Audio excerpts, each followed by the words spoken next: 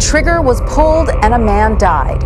On Thursday, a jury acquitted an Arizona police officer of murder. On your face, your hands go back in the small of your back are down. We are going to shoot you. Do you understand me? Yes, sir.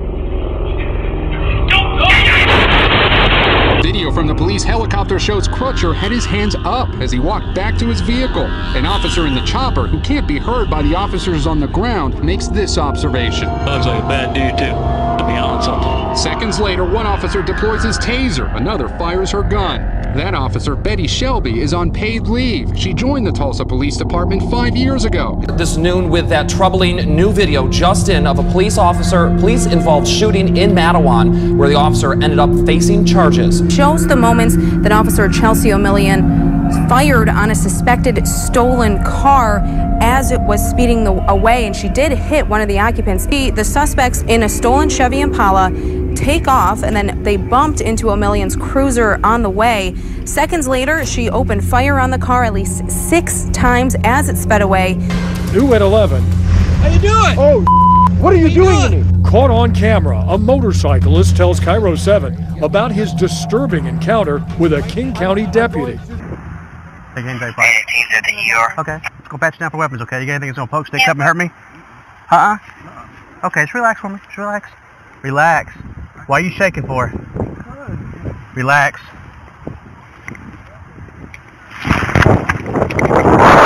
Let's go, we're running! Northbound!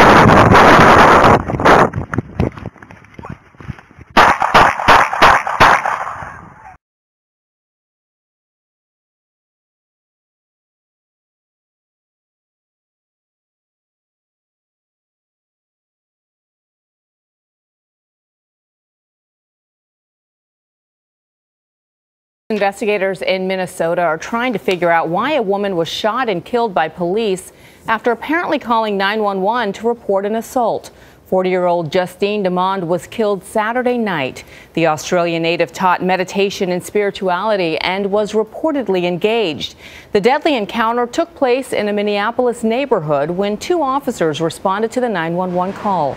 Their body cameras were not on, and patrol car cameras did not record what happened. According to the Minneapolis Police Department, all of their patrol officers are equipped with body cameras. The Minneapolis community, along with the mayor, want to know why they weren't on during Saturday's deadly shooting. This woman was a beautiful light. She was a healer. She was loved. She should be alive. At a vigil Sunday night, friends and neighbors described Justine DeMond as a spiritual leader who gave back to the community. Peace flowed through her. She was a lovely, lovely person. If you're going to change your belief systems, it takes a lot, you know. DeMond was a yoga teacher who was reportedly engaged to be married next month. I have a lot of questions about why the body cameras weren't on. Minneapolis Mayor Betsy Hodges could not explain why police body cameras were not rolling when a police officer opened fire on DeMond outside her home. DeMond apparently called 911 to report a possible assault Saturday night. The Bureau of Criminal Apprehension says 2 officers responded, and at one point an officer fired their weapon, fatally striking a woman. She heard a sound in the alley, so then she called the police. A man, appearing to be the son of DeMond's fiancée, posted an emotional video on Facebook. If anybody can help, just call the police and demand answers. The Minneapolis Police Department added about 600 body cameras for its officers last summer. I told him not to reach for it. I told him to get his head open. That requirement came around the same time black motorist Philando Castile was killed by an officer in another Twin Cities area police department. Both police officers are now on administrative leave. State investigators say when the Breaking news, a Chicago police officer sentenced to prison. Officer Marco Pirano was found guilty of civil rights violations for shooting at a car full of teenagers. That sentence handed down just a short time ago. Sarah Schulte live at the Dirksen Federal Building with this developing story for us, Sarah. Well, Rob and Kathy, wanting to send a message to police officers who use excessive force, prosecutors asked for 8 years. Marco Pirano's attorney asked for no jail time, saying that his client has been used as a scapegoat. That is something the judge strongly disagreed with as he handed down a 5-year prison sentence. Marco Perano says all he was trying to do was protect human life the night he fired 16 shots into a stolen Toyota filled with African-American teens. Before being sentenced for 2 felony counts of using excessive force, the 10-year Chicago Police Department veteran told the judge he was not hunting for somebody or out to hurt anyone the December 2013 night he opened fire. But Judge Gary Feinerman didn't buy Perano's explanation or lack of remorse. Having watched the dashcam police video several times in slow motion, Feinerman says no one was in danger that night. He called Perano's actions a deliberate, reckless attempt to stop the occupants of the vehicle at the maximum force possible. Before handing down a 5-year sentence, Feinerman says Perano may have been dressed like a police officer that night, but he didn't act like one.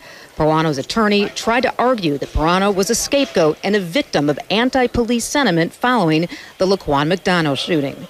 These are difficult times. We recognize the fact that police officers' split-second actions are going to be judged by individuals that have the luxury to look at it through a different lens. All that said, this was a case where a police officer knowingly violated civil rights of the people who were in that car on that day.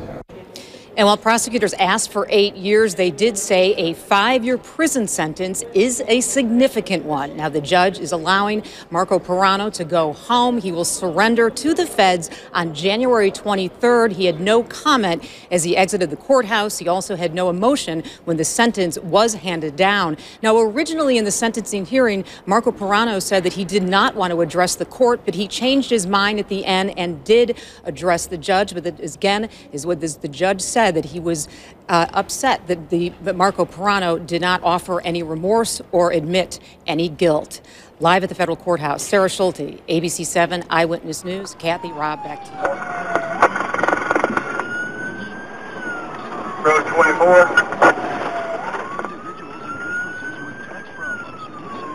County, he's got a knife to his throat, County. He's got a knife to his throat. Good point. Put him out! Let him out! Get out of the car! Let him out, buddy! Just let him out! Let him out!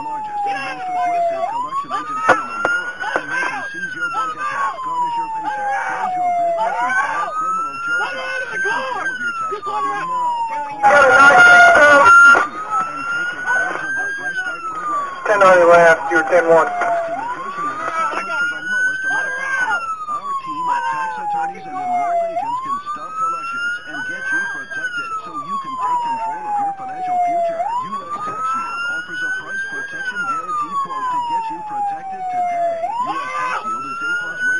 He's got it! He's got a knife! That's 800.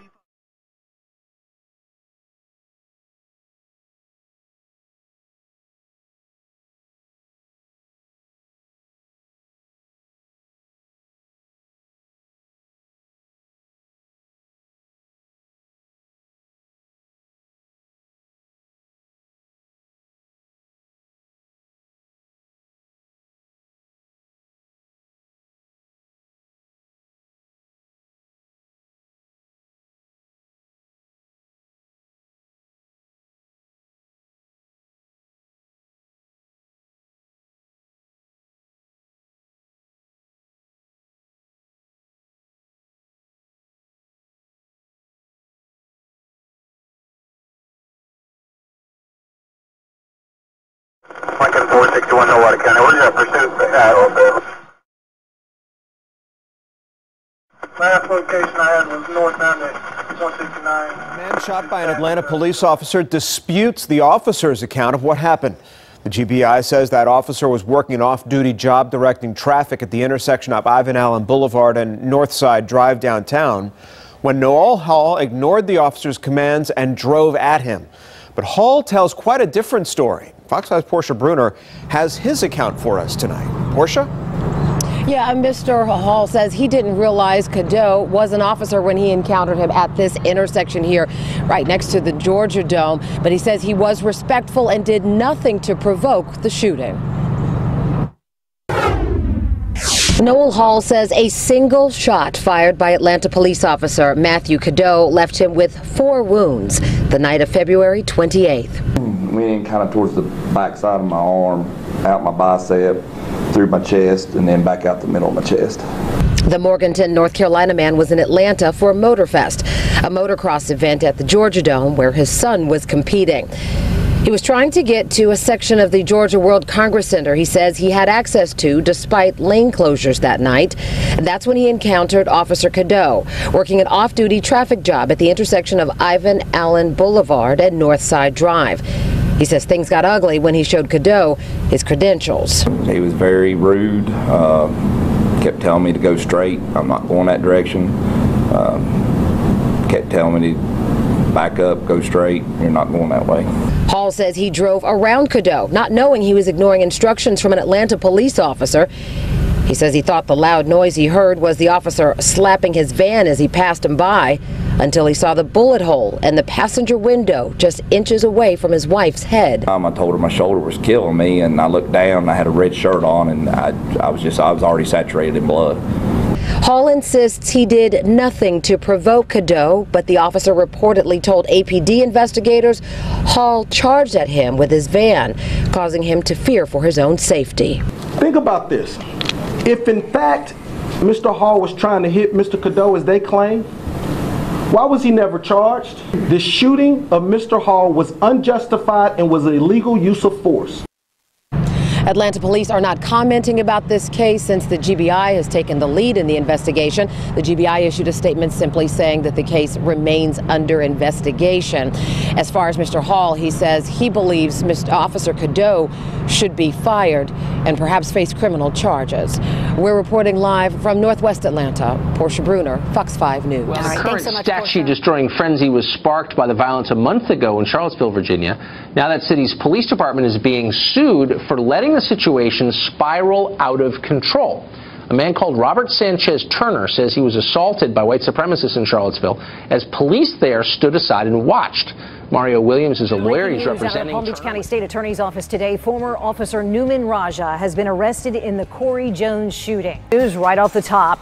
Former Palm Beach Gardens police officer Newman Raja has been arrested and is being processed at the local jail right now. Good afternoon, everybody. I'm Shannon Cake. Welcome to the Now South Florida. We have live team coverage on this story for you. The Palm Beach State Attorney just announced this a short time ago, 8 months after the shooting death of church drummer Corey Jones by a Palm Beach Gardens police officer. That officer now facing the possibility of life in prison. As you can see, we have teams spanned out across the county. We begin with the Now's Katie LeGrone in downtown West Palm Beach. Katie? Shannon, according to the state attorney, the grand jury completed its review of this case earlier today. Their decision summed up in one word.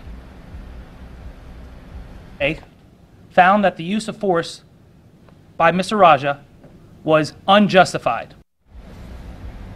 And as a result, the state attorney has directly charged ex-Palm Beach Gardens police officer Newman Raja with manslaughter and attempted murder. That attempted murder charge he faces up to life in prison. Now, all of this came down to a conversation heard by a roadside assistance operator who was helping Corey Jones, who was answering his call just after 2 a.m. on the night of October 18th, 2015. Take a look at what transpired between the two. According to the probable cause affidavit, Corey Jones is approached by Newman Raja. Corey Jones answers, huh? Newman Raja says, you're good?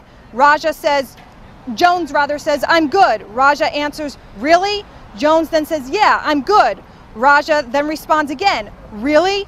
Jones says, yeah. Then Raja right away says, get your expletive hands up. Get your expletive hands up. Jones responds going, hold on. Raja then responds again, get your expletive hands up. Drops. Officer Raja then fired 3 gunshots in rapid succession. That again, all according to the probable cause affidavit that was just released by the state attorney's office late this afternoon. Now, also of significant note, according to this arrest affidavit, Raja was not wearing his police vest when he approached Corey Jones. And in addition, his call to 911, according to this probable cause affidavit, didn't happen for 33 minutes after his last shot on Corey Jones. That is the very latest from outside the state attorney's office. Shannon. He's upstairs.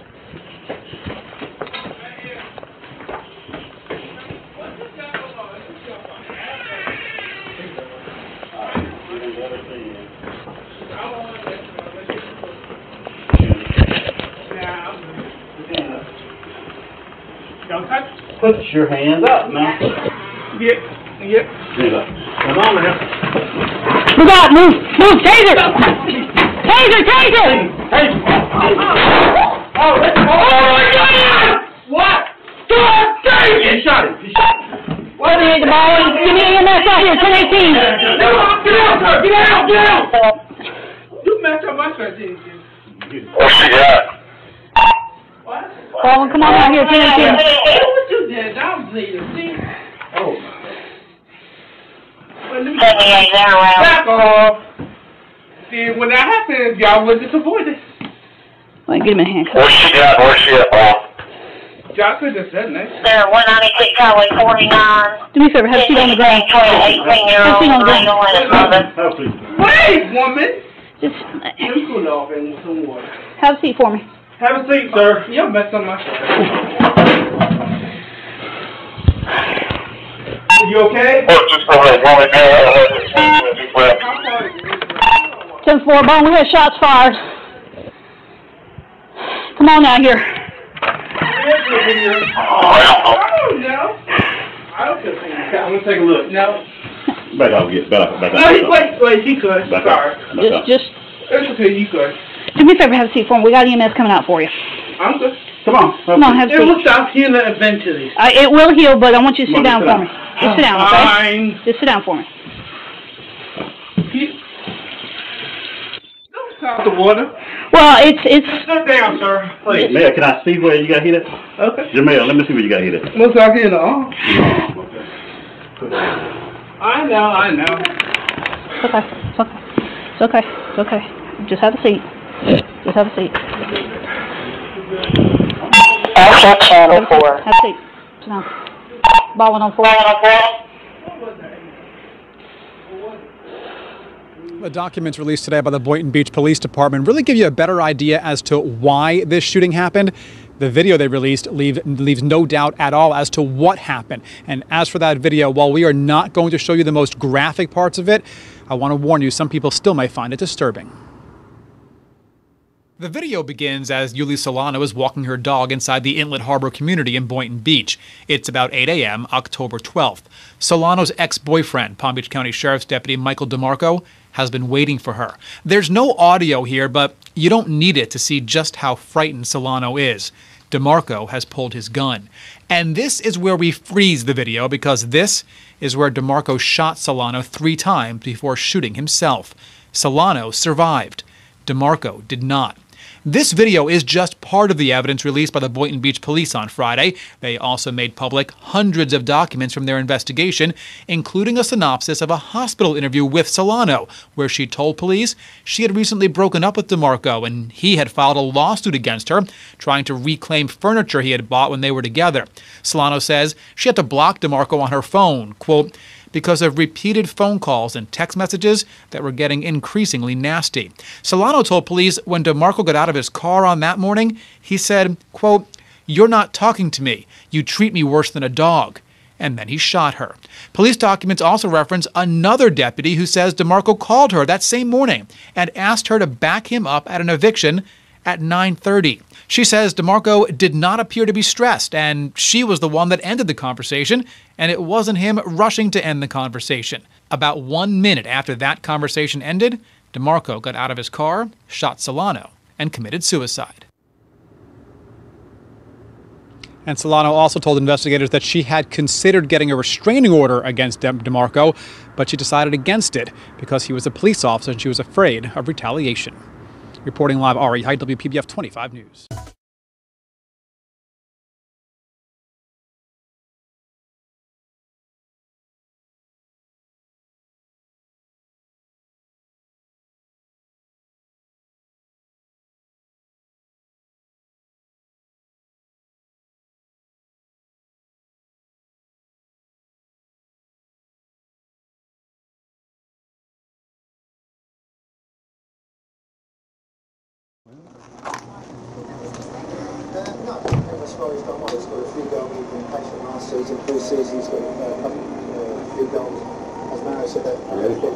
Hang on.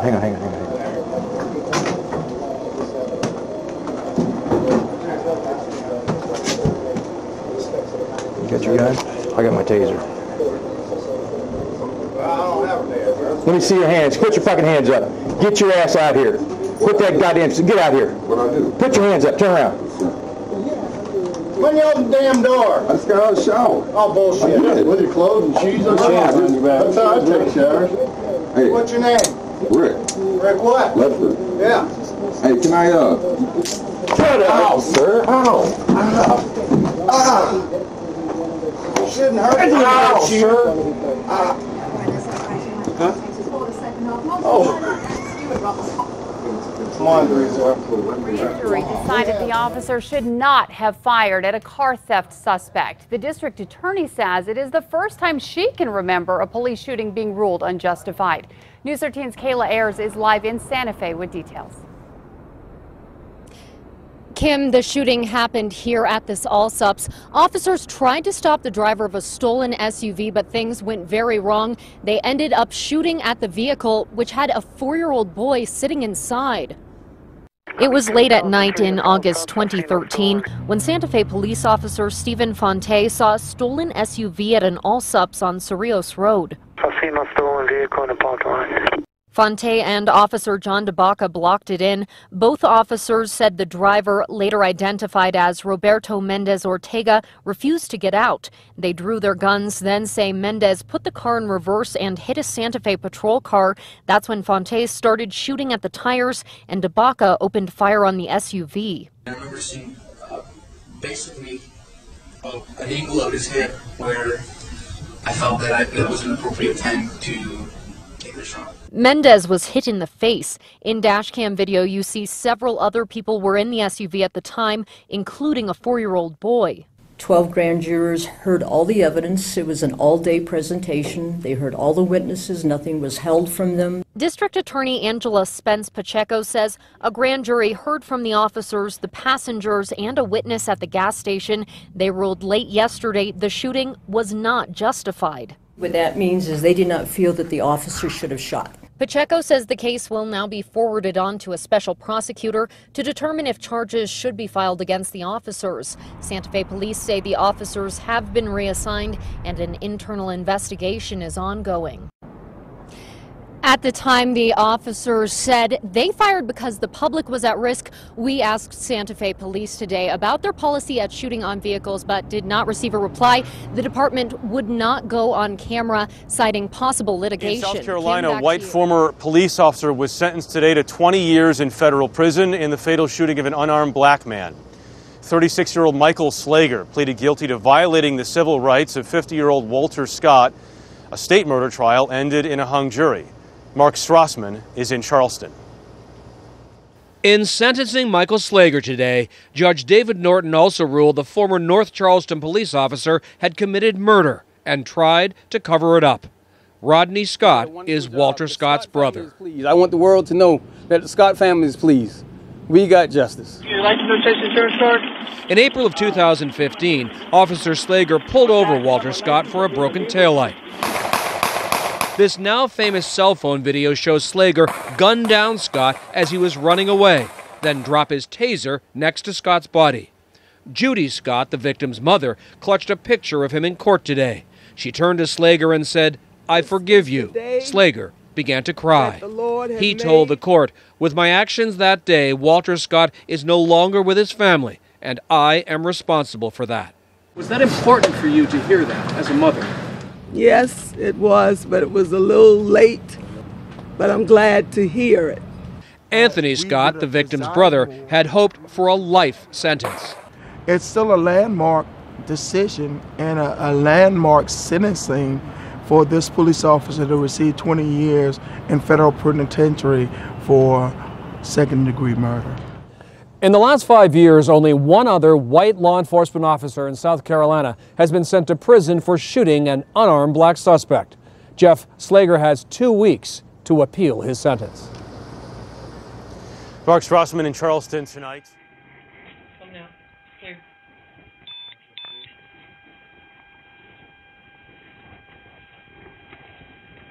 Mr. Police, if you're in here, come out.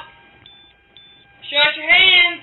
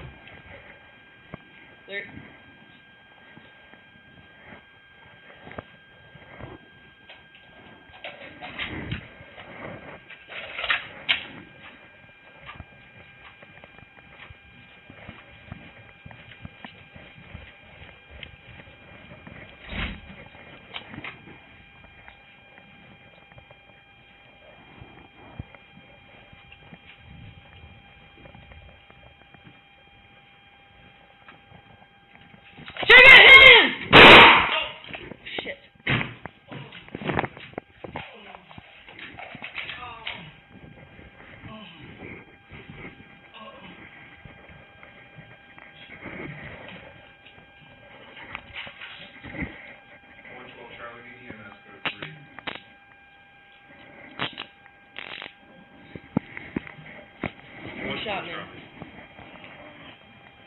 Oh. Where you shot? He's hitting us, no? Go get Kit. Body camera footage has surfaced of Utah police shooting and killing an unarmed 20-year-old man last August. Dylan Taylor was fatally wounded by Salt Lake City police after failing to comply with orders. According to police reports, officers were responding to a 911 call of a man seen flashing a gun. Taylor was in the area and reportedly matched the suspect's description. He's seen in this video walking with his back to the police officers and hands in his waistband. I want to warn you that many of the clips you're about to see are very graphic. Taylor appears to be wearing headphones, so one could question whether he heard the officer's initial orders. However, when he does finally turn around, police say that Taylor acknowledged one of the officers with eye contact and responded, "Nah, fool," when asked to raise his hands. Get your hands out! Get them out! An officer shoots Taylor in the chest and then goes to handcuff him as he lays on the ground bleeding out.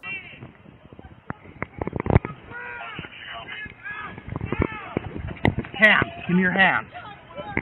Now.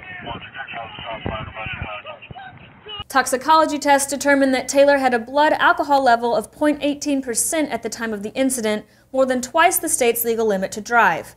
The district attorney's office also notes that there was an active arrest warrant out for Taylor because of an alleged probation violation. The public is questioning the extremely quick use of force by the police officer. There are also concerns over the fact that the officer who shot Taylor was cleared of all wrongdoing. Hang out by my car. Are you okay?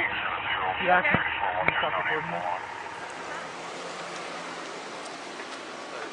You have your driver license, proof of insurance.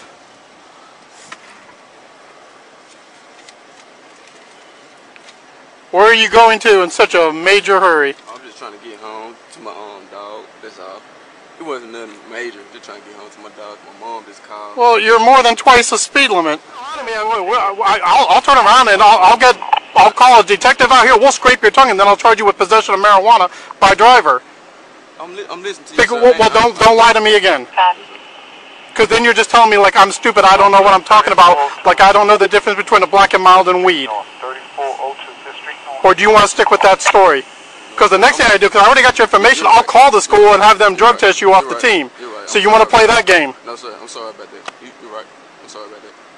Because I know where you go to school now. I know who has a car. Actually, I could just take the car, impound it, let your girlfriend come get it.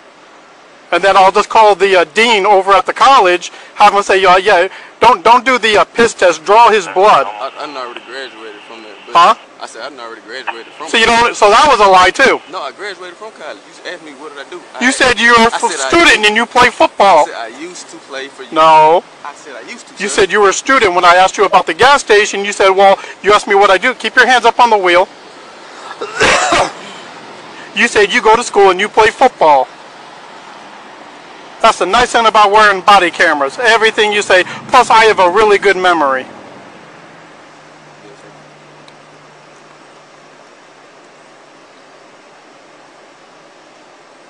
So do you want to try this nonsense one more time, or do you want to see how ugly I can be? I want you to be honest.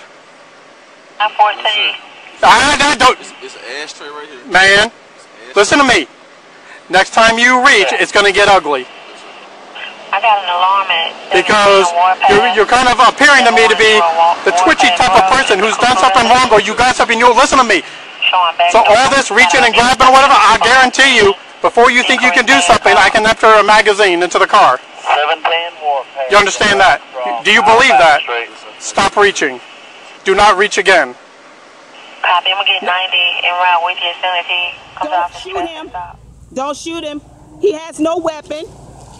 He has no weapon. Don't shoot him. Don't shoot him. Don't shoot him. He didn't do anything. He doesn't have a gun. He has a TBI. He's not going to do anything to you guys. He just took his medicine.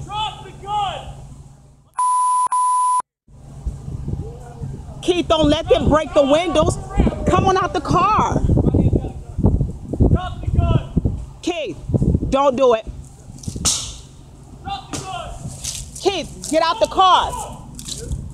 Keith, don't you do it. Don't you do it. Keith, don't you do it. Did you shoot him?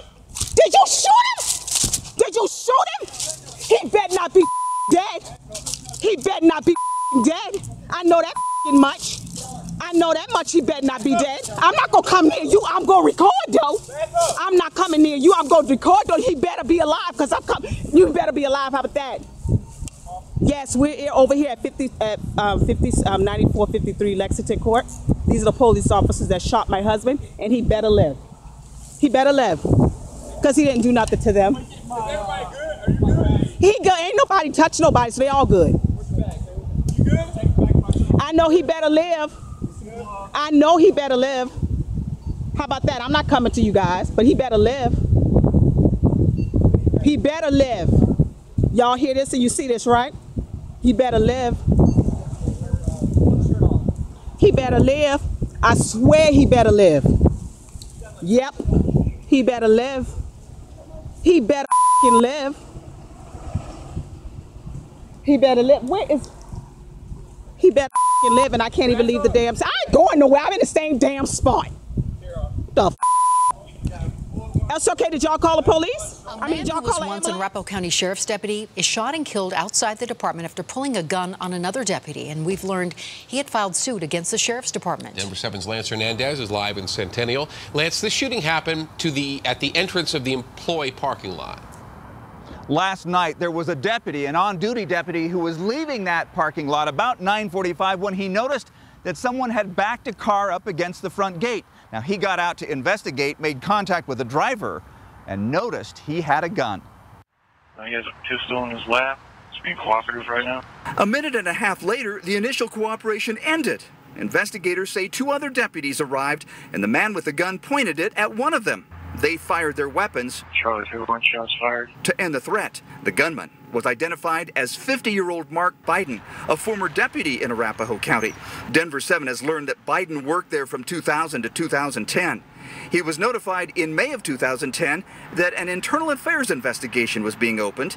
His employment was terminated a month later. In 2015, he filed suit against the sheriff's office, claiming that the sheriff wasn't living up to a confidentiality agreement and that it was keeping him from getting a job elsewhere in law enforcement. Neighbors tell Denver 7 that Biden was apparently working as a security guard at a local supermarket. Today, family members, accompanied by investigators, went to Biden's apartment. Now, Arapahoe County Sheriff Dave Walter said today is a very difficult one for the entire agency. Not only are they trying to support the deputies that were involved in this critical incident, but they're also reaching out to employees who may have worked with the suspect previously. The 18th Judicial District Critical Response Team is investigating the shooting. Reporting live in Centennial, Lance Hernandez. In just 2 days. And this year already, more than 500 people have been shot and killed by police. Communities, families, friends, activists outraged by the brutality, pleading peacefully for justice to be served. For more on this, let's turn now to Ronald Hampton, retired D.C. Metro police officer, now with the National Police Accountability Project. Ron, good to see you. Now, the latest shooting in just outside of Minneapolis, Philando Castile acknowledged to the officer that he was indeed armed, right, and he had a permit, right, and that he was going to reach for his wallet. He did that slowly, according to his girlfriend. Now, as a former cop yourself, what is the standard protocol if the subject that you're approaching in a car, as Mr. Castile, what's the protocol for that? Well, the protocol is to approach it very cautiously, and if the individual in the car says that he has a gun or a weapon, and he's also licensed to carry it, and then if you want to ask him for his license, that would be appropriate, but you can't shoot him when he go to reach for his license to bring it up to give it to you. So you have to give him the benefit of the doubt. You absolutely have to. You may want to ask him, where is the weapon on you? Okay. Is the weapon in your hand? Is the weapon in your pocket? Is it on your side? Is it in the glove compartment? You want to identify where the weapon is, but you can't ask him for his license to carry the weapon and then turn around and shoot him when he go to reach for it. That's not going to work. Now, in both cases, both in Louisiana and in Minnesota, the victims were armed. Different situations, but they were armed. Right. How does this affect the outcome of the cases? And what kind of charges could potentially the officers face, if any? Not that we've seen any so far. Well, if we sort of go along according to history, they're going to walk away from this because we haven't had a prosecution yet. But the fact that the people are armed doesn't mean anything if they don't go, or if they don't try to use the weapon against the police officer. Just to shoot the man the person or the individual simply because they have a gun and it's holstered or something like that, that isn't justification. No, it's not justifiable. They would have to place the officer's life within danger, and if the gun or the weapon is holstered, it doesn't represent a danger. So again, you have to be very careful. But if for some reason you're afraid, then you can call backup, and then you can disarm the individual. There are times when you can disarm the individual, but you're going to need more than one person or yourself to do it. Right. I mean, would the officer then push forward into the situation, or would you, in your experience, back off and call for backup? I would back off and call backup, but I would also have the individual to put his hands up in the air on the steering wheel or someplace where I can see him, and then also talking to him, identify the location of the weapon, so then I would know if he's going to get it. But you can't ask him for the license and the information regarding the weapon and then somehow never see his movement as a threat to you and then justify the shooting. So I don't believe that the fact that they had a gun is going to be a problem in terms of the officer's guilt in relationship to the situation. But the fact of the matter is that is there going to be the kind of investigation that's going to render some justice for these two families that now have lost their loved one? Right. Now in the time that you've since retired from the PD, we're seeing cell phone videos popping up everywhere, taken by bystanders, witnesses. Everybody's got a video camera now. Right. What is the role you think that citizen videos play versus police body cameras? For example, the people in Louisiana, the policemen there, say that their body cameras fell off. So what role does the public play in this? Well, it's been very important, and it's very integral to some of these things that's going on. If you go back to the South Carolina shooting, it was a video that that exposed the lie that the police officer said in reference to why he shot Mr. White. We saw the gun being planted. Absolutely. And so the video is a key component.